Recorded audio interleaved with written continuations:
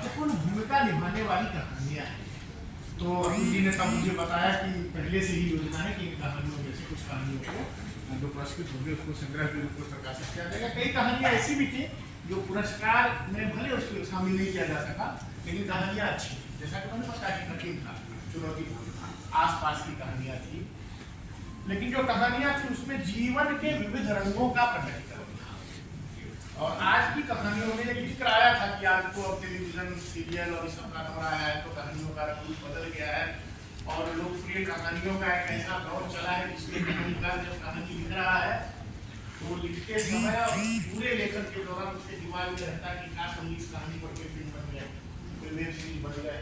इसलिए कई बार आप कहानी पढ़ेंगे तो आपको लगेगा कि लगता है इसे फिल्म के लिए लिखा गया है, और कई बार तो ऐसा लगता है कि सीक्वल के लिए लिखा गया है। ऐसा कर दिया है कि दूसरी कहानी इससे निकलने की संभावना है, ताकि एक वेब सीरीज पर बन जाए, दूसरी वेब सीरीज की शुरुआत है या दूसरी श्रृंखला है तो उस मोड़ पर इसको छोड़ दिया। तो वो दबाव तो है, जो समय का दबाव है, जो परिस्थितियों का दबाव है, जो इलेक्ट्रॉनिक माध्यम का दबाव है, वह दबाव तो है लेखकों पर भी।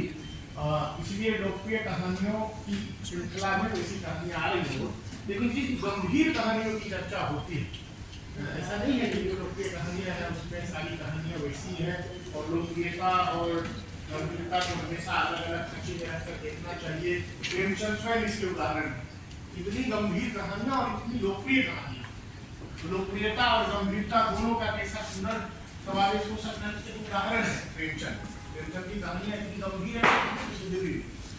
तो उन सब चीजों को परे भी रखें तो निश्चित तौर पर ये जो कहानियां मुझे पढ़ने को मिली, उसमें से अधिकांश कहानियां आज के समय में जो जीवन स्थितियों में बदलाव आ रहा है, सामाजिक संबंधों का जो स्वरूप बदल रहा है, जो हमारे समाज की विसंगतियां हैं, विद्रुपताएं हैं, विडंबनाएं हैं, उन सबको अपने में समेटे हुए है। और कहा जा सकता है कि आज के समय का जो सच है, जो परिस्थिति है, उसकी नब्ज इन लेखकों में है। और उन सबने जो अपनी कहानियां लिखी, जैसे कुछ कहानियों का जिक्र हुआ और कहानी पढ़ने से ही, कहानी के शीर्षक से ही हमें पता चलता है कि वह किस संदर्भ की ओर इशारा करता है। जैसे रिवर्स गियर जैसी कहानियां जिसका जिक्र हुआ, या कृष्णा कहानी जो वहां बैठी है आज प्रस्तुत भी